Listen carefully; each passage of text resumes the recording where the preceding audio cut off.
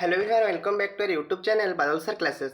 सो आज हम स्टार्ट कर कौन ना तृतीय श्रेणी हॉलिडे होमवर्क निमंते समस्त प्रश्न उत्तर आलोचना करवा जोटा कि तुम भाषा गणित और परिवेश पाठ तीन जगह गोटे भिडियो में डिस्कसन करनेबी।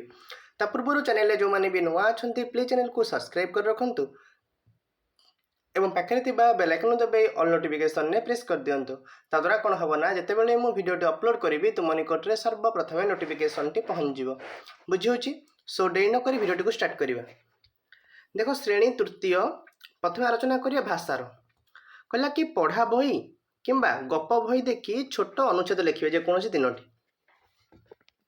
देख कौन हम ना नरसिंहपुर गाँव में करीम और कृपासिंधुर घर दुई जनक घर खूब पाखापाखि सकाळु उठिले मुह देखा देखी विपद आपदे कांध कांध मिलाई ठिया हुअंती जानी यात्रा और पुनेई पर्व मिलीमिशी पालती। कृपासिंधुर झील सोमा करीमर झील हूँ हसीना दुहे गोटे श्रेणी में पढ़ती पाखापाखि बसती एकाठी खेलती एकाठी बुलती। करीम निज घर पाली थाए किसी कुकुड़ा क्या तीनटा अनुच्छेद तीनटा अनुच्छेद लिखिदेव कुकुड़ा। कृपासिंधु सौके रखी थाए गोटे कुकुर ता ना कालिया बेल पाइले कालिया करीमर कुकुड़ार गोटे दुईटा झांपिनी। प्रथम प्रथम करीम किसी कहूनला हेले सी केते सहिब। कुकुरटी जबत करने करीम कृपासिंधु को नेउर है। कृपासिंधु एथर कालिया को आखि रखिला हेले कौन है प्रकृति छाड़ी कौटी सुजोग उंडी कालिया गोटे दीटा कुकुड़ा झांपिनी। करीम एथर रागिगला कुकुर को पाने देव बोली छकी रहा। कालिया आउ दिने कुकुड़ा भाड़ी पर उठला बेलू करीम देला पहारे कालिया काउ काउ कर धाइला से छोटा होईगला। ये कौन से जो अनुच्छेदटी गप। नेक्स्ट क्वेश्चन कौन तुम प्रिय सांग विषय में 5टी वाक्य लिखिबे। तुम प्रिय सांग विषय में 5टी वाक्य लिखिबे। क्लियर। देख प्रथम लिखियो कि विपद बेले जी आसी आम पाखे ठिया हुए से हूँ आमर कौन प्रिय सांग। 1 नंबर विपद बेले जी आसी आम पाखे ठिया हुए से हूँ आमर प्रिय सांग। 2 रे कहला मोर अनेक भल सांगसाथी अच्छा किंतु सेमानक मध्य सोनाली हूँ मोर प्रकृत सांग। मोर अनेक भल सांगसाथी अच्छा किंतु सेमानक मध्य सोनाली मोर प्रकृत सांग। से ही मोर विपदर बंधु और सुख दुखर साथी। आमे सांग होई प्रतिदिन स्कूल जाऊ।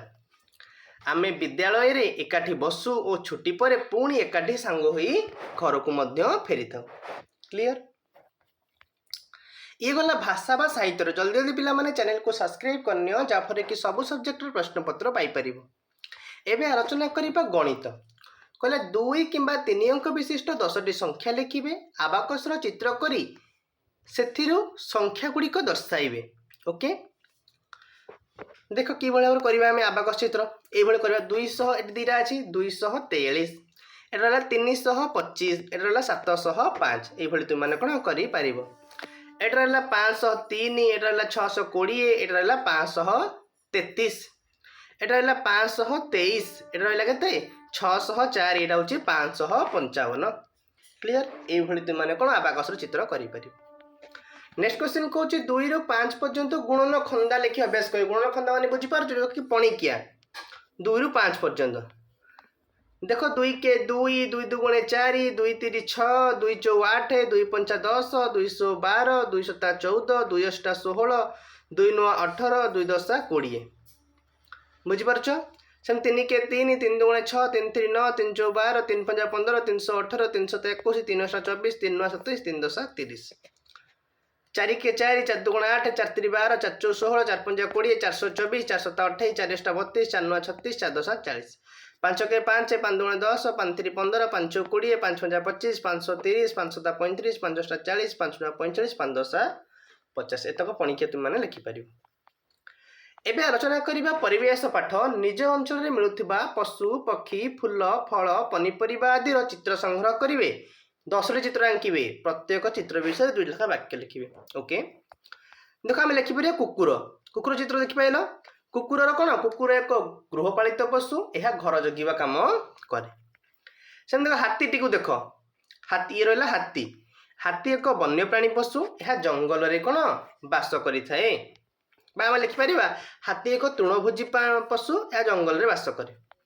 आसता मयूर। मयूर देखिपार मयूर आमर जातीय पक्षी। मयूर आकाश में मेघ देखी नाची थाए। ये रहा पारा। ପାରା ସାଧାରଣତଃ କ'ଣ ଖୁଦ ଚାଉଳ ଖାଇଥାଏ। ପାରା ସାଧାରଣତଃ ଖୁଦ ଚାଉଳ ଖାଇଥାଏ। ଆଉ ପାରାର ଦୃଷ୍ଟିଶକ୍ତି କ'ଣ ଅତି ପ୍ରଖର ମଧ୍ୟ ଅଟେ। ପାରାର ଦୃଷ୍ଟିଶକ୍ତି ଅତି ପ୍ରଖର।